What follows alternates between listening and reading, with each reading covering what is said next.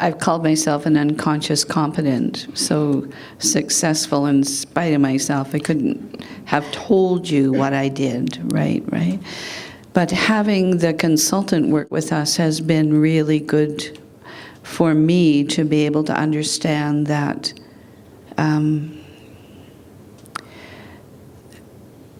the strengths that I brought to the organization may not be the same as what my two partners have, but there is wisdom that I've accumulated that I can share.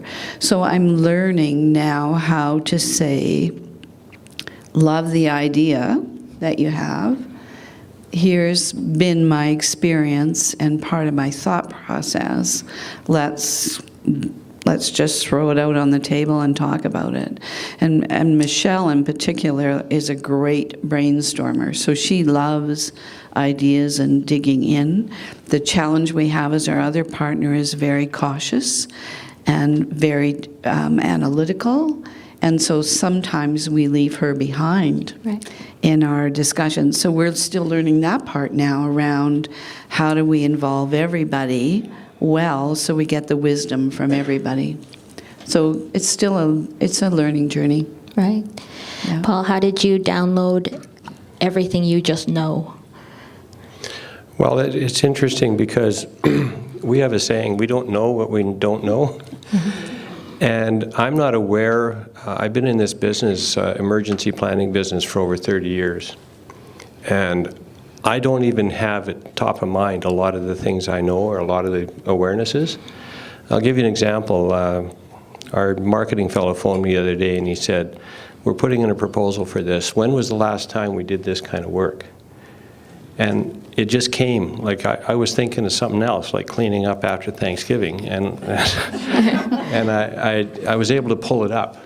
But to sit down and write it out, I can't do that. It's when the occasion calls for it. So how do I transfer it is to be available when they have those kind of questions, to try and use opportunities to teach. And I go with the fellas a lot when we meet with clients.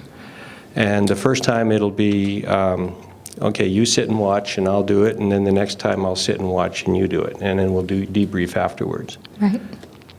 And when we were talking before, Linda, you said that you're realizing the power of process.